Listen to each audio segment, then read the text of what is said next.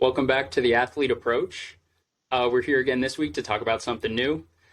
This week, we're going to dive into something that it's kind of become like a buzzword in our world. It gets talked about all the time, and yet somehow it's still kind of misunderstood from time to time. Just kind of hinting at it. But really, today we're going to talk about confidence, a word we've all heard, something that just like... I'm almost kind of sick of it at this point because it's probably like the number one thing parents or coaches come to me with. It's like, hey, my team's just not very confident right now. My kid's not very confident. How can I fix that? Like, well, it's kind of a wild question to just put me on the spot right there. I've never met the kid, never met the team. I don't have an answer, but it's a thing that exists, in every aspect of life. Confidence isn't something that's very specific to sports or to teams, but it's something that really kind of gets showcased in sports, especially. You can tell when someone's not confident. You can see it in body language. You can see it in the way a team kind of like exists together, the way people interact with each other, the way a coach behaves. There's a lot of things we can pick up on that point to confidence. So today we're going to kind of talk about that a little bit. Talk about confidence, how we can help kind of grow and foster that confidence in individual athletes to help kind of build that whole team culture, to just build, like we were talking last time, I believe, of that ideal team we all envision. That involves being confident and being excited to be there, all that stuff. So today we're going to talk about that, how we can build that within a team, and some of the other little nuanced pieces of confidence that get overlooked a lot. Yeah, and it's just so important to understand what confidence even means to begin with, because everyone has a different definition of what it means to be confident, and that can vary so much to each athlete. So again, confidence doesn't fit. It's not a one fits all approach at all because everyone's working towards different goals. Everyone's baseline of confidence is very different to the person next to them. And I think, and it depends on what those goals are, what it is that they want to achieve, and what is confidence? What does that look like? Because one person can see confidence as being able to go to an audition or to a tryout. That is confidence, being able to think, okay, maybe I can get somewhere with this, maybe I can get the role, maybe I can get onto the team. But then confidence can look completely different to someone else, where it could be, am I confident enough to then go up and take the penalty? Like, am I going to be accountable if that goes in or not? And it can be small, but it can be big, but it can mean something completely different to that individual as to what that confidence looks like. Yeah, it's so different, like you're saying, in different sports. Like there's different times in each sport where that confidence really gets put on display, and even more so in individual athletes. From one person to another has that different connotation of what the word means. And even you and I talking about this concept that we know a ton about, understand the word differently. Like to me, to help myself understand confidence a little bit better, I pictured it as something that's very, very fluid and kind of ever changing. For example, like I come from a baseball background. I talk to a pitcher and I'm like, hey, you're up on the mound. You've thrown 3 shutout innings. You're having a career outing. Your confidence is going to be at an all-time high. Going out for that next inning, you've got this in the bag. You've got your best stuff today. There's no like worry in the world. You're as confident as you've ever been.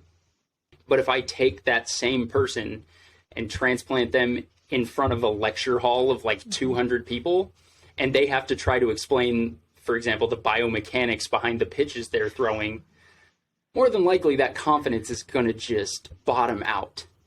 For a number of different reasons. A lot of people don't like to public speak. Maybe they're not an expert in biomechanics, but they are an expert in pitching, in being on the mound in that moment, in that exact time and space, in that little scene there of them on the mound. Their confidence is at an all-time high, but just little tiny things can make that confidence, ebb and flow. Something goes right, confidence can raise. something goes tragically wrong, that confidence is going to kind of emulate that and go south really, really quick sometimes. So understanding that confidence isn't this like just one North Star point we're striving for. Instead, it's something that's kind of always moving, ever changing with us, helps to kind of better palate the idea that confidence is a thing that we can work on and improve, both as an individual athlete and with a team as a whole.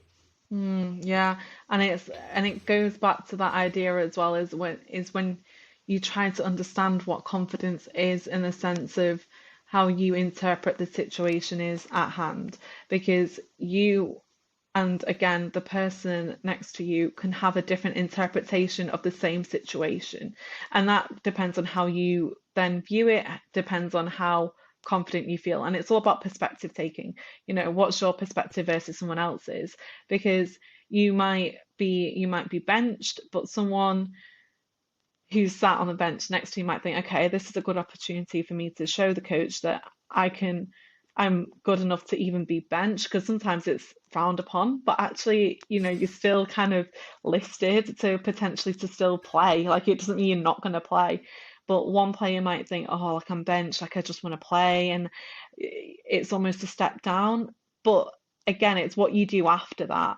It's do you turn up to training the next day? Do you put them extra reps in, or do you sulk? Because it's all about mindset. Because you need to then show and to build your confidence that you can actually be there on the pitch. You can actually show what you're all about. And I think if you let your confidence slip because you're benched or you're not selected for the team or whatever, then it can really mess with you, and it's not always in your control.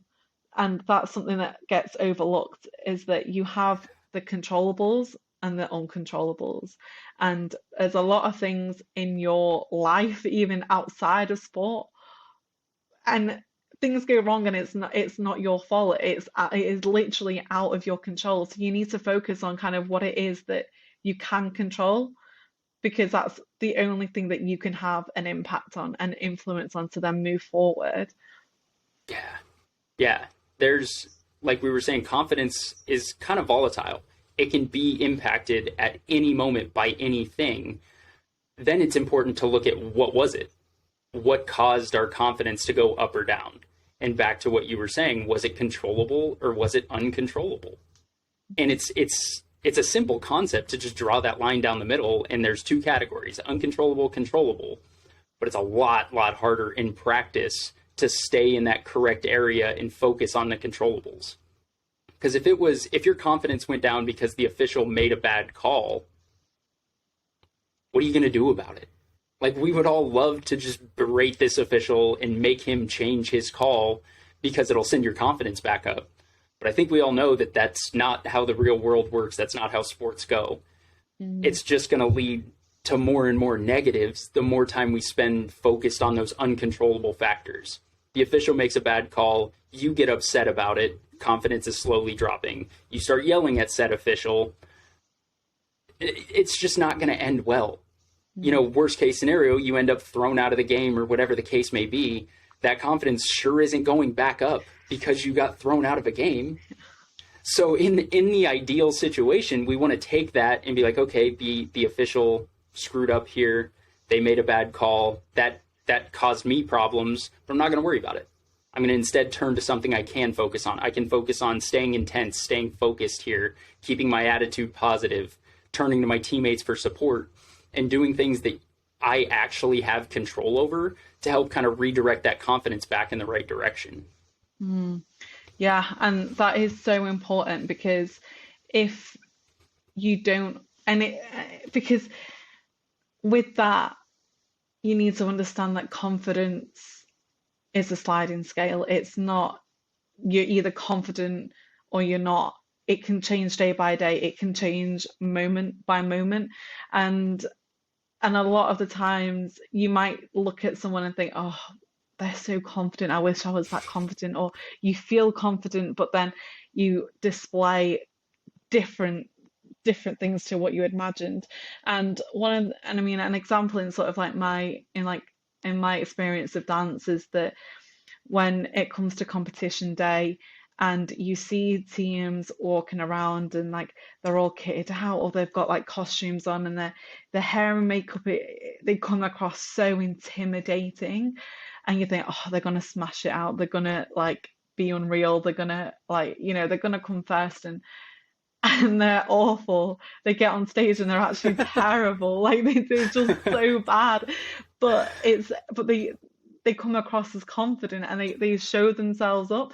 But sometimes you then need to understand that maybe you might not feel that confident before going on stage, but sometimes a lot of personalities come through that an individual might be shy, but until you put them on stage, they're a different person. And that, again, it goes across different sports that, a lot of people might seem shy, but until they're kind of in what they know. And that goes back to your example, like if you're going to do a lecture about biomechanics, you're not in a place where you feel comfortable, where you feel like you're going to thrive. But if you're then put on stage knowing that you're going to smash this out, you're a different person. So then if you're in a situation that you're uncomfortable with or that you don't really know, that you're not really competent in, and that is, yeah, so important. Yeah. Yeah, and it's funny we've talked all about all these situations, very specific things, and that is all really just self-confidence, which is kind of what we all like default to. At least I do. When somebody comes to me and talks about confidence, my mind just kind of defaults to self-confidence because it's us. It's what we're worried about, and it really is a big part of confidence, but really it's just kind of like the main thing we focus on. There is so much more to confidence, especially in team sports, that I think gets overlooked so often. We talk about self-confidence, but there's a whole nother like area of confidence that involves your teammates, that involves your coaches, that involves everything involved with the team. Like having that confidence in the person next to you. If I'm playing and I got somebody right to my right, I have confidence that I'm going to do my job and make sure the team's in a good position. But do I have the confidence that they're going to do the same and that they're prepared and they're ready to go and they're going to make sure nothing bad happens in our part of the field? That's a whole different conversation, a whole different ballgame of making sure that we have that confidence within our peers, within the people right next to us going to play together. And then on top of that, you've got the whole top end of a sporting organization, the coaches, the managers, the people that are making the decisions. Do I have the confidence that my head coach is putting together a good scheme, preparing the way that we are, and making sure that we're going out with our best foot forward? If I don't have that confidence in my coach, it's really tough to go in with high self-confidence. It's kind of like a domino effect, where if the coach isn't doing things that I'm confident in, it really hits my self-confidence and makes me kind of second guess things that I would never second guess if I knew for a fact that they were doing everything possible to make sure we were ready to go. So this idea of confidence, yes, is very important at a self-confidence and an individual level, but from like a full team organization cultural level, it's just as important. That confidence permeates every single level, and everybody has to make sure that they have their self-confidence in a good position so they can help everybody else kind of do the same. Mm.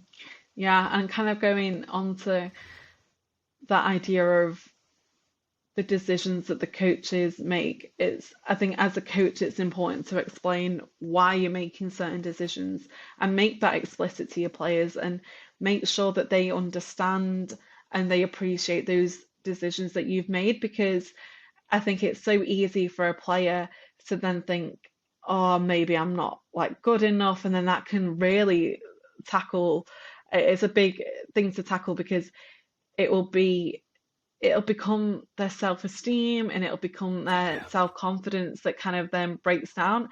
And then if that player isn't confident within the team, and again that team confidence, then sometimes the the the flow of it doesn't flow because Yeah. not everyone's getting the same communication, not everyone's feeling the same.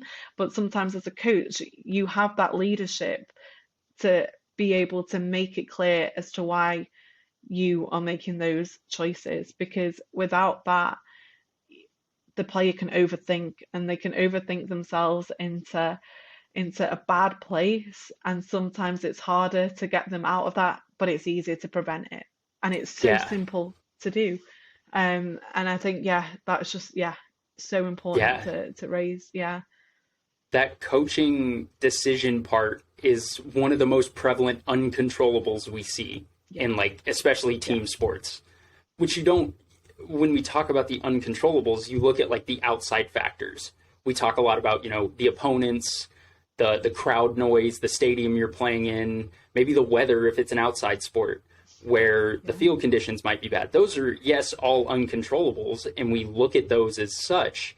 But one of the biggest uncontrollables comes from within our own programs. It's coaching decisions, where whatever the coach decides, they pick this starting lineup, maybe you're not in it.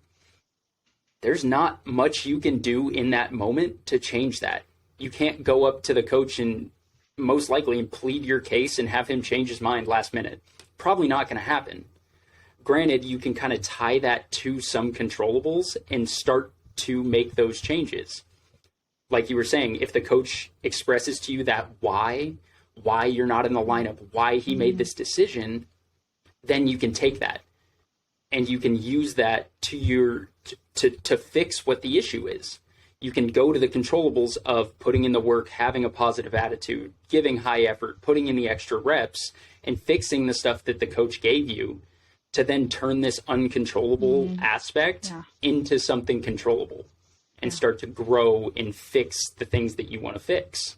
yeah, exactly. And it's the responsibility then of the coach to create an environment that is psychologically safe, so that Yeah. these players, these athletes, they can actually make those mistakes, they can try something different, they can level up, but without feeling like they're going to be judged or they're going to be put down for making those mistakes, because Yes. you can't expect your players to improve if you're not giving them the space to do that. And it's not always gonna go well off the bat.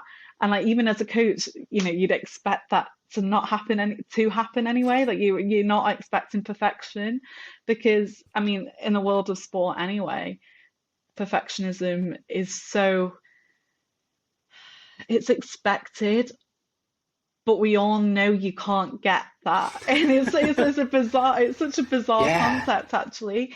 But if you don't have that environment for your players to grow in, you're not going to have the outcome that you want, because again, it goes back to that feedback. They need the feedback, they need the criticism, but you need to make sure that criticism is constructive, because you don't want to then become abusive in the way that you're tearing this person down, because again, they're just another human being. And Yeah. then again, then it goes into kind of their identity, because if they don't feel confident in themselves as a player or a tennis player, then it's so hard to expect them to stay confident, because you have other areas of life that probably aren't going well, or they are going well, and there's this interlink between different identities. Because if you're very confident as a tennis player, but you're not so confident, I don't know, speaking to the press, for example, Yeah. right? They're two very different things. But if you're getting absolutely ripped on social media, and it can then, have that effect. And it's just, again, going back to context that we spoke in the last episode is so important, because then you have an idea of how this person can grow and what the psychologically safe environment then looks like. Yeah. Yeah. That environment that we're trying to build, that culture is so, so powerful. Like, is backward as it sounds to some people. I want, like, if I'm in a coaching position, I want my kids to fail. Yeah. In a Yes. practice setting, I want them to mess up, to do it completely wrong, but I want them to do it for the right reasons. Like, they're going 100 miles an hour, trying this weird new skill that I'm trying to teach them, and they trip and fall flat on their face. That's a good thing. especially if those kids pop right back up and are ready to try it again. That's like a telltale sign that you've built this safe, healthy culture for them to grow and evolve and try things and be okay with messing up. Yes. Like there's no way we can level up and grow our skills and become like this athlete we've always dreamed of if we're not willing to mess up. Nobody is ever like the LeBron Jameses, the Michael Jordans, the Tiger Woodses of the world. Like they didn't ever, like you said, we all want to be perfect, but we're never going to be perfect. Yeah. It's just never going to happen, especially in those practice settings, especially the first time around. We want that space to feel comfortable enough to where if they mess up, it's not going to do a single thing to their confidence. They're just able to hop up and give it another go until they get it right. Yeah, yeah. No, you literally hit the nail on the head there, and it is important, to understand that if you're a parent or a coach or anyone within sport and you want the individual in front of you to be more confident, don't just tell them to be more confident. That's the worst thing that you can say. Oh my goodness. At least follow it up with something that you can actually offer to help them to do that. Yeah. That's the classic one. Like, oh, you're not confident. Just be confident. Come on. No, just no. It doesn't work. You're wasting your breath. It's just going to make, it's a whole different thing. Yeah. And confidence, again, it's such a weird thing because it's something we've all got. We're all more confident in certain situations. Everybody has their niche, but it's something we all really need to understand in order to continue growing as athletes and building the teams we want to build. Without this, we talked about motivation in the past, these are kind of those foundational pieces that you build everything else off of. Confidence is one of those that I know for me, and I know you're the same way, Manisha, where we could talk for the next 12 hours about confidence because it's such a cornerstone in this world. But I think we'd end up way off the rails. So we're not going to do that. But I think today we really did cover a lot of the stuff that we see in athletes and in teams kind of pertaining to confidence. So hopefully we covered enough to kind of give people an idea to start thinking about that stuff in a sporting context and start using this stuff with their athletes and with their kids and stuff like that. So building that confidence, building those safe spaces, continuing to do this over and over is going to help boost that confidence and get our people where we want them to go.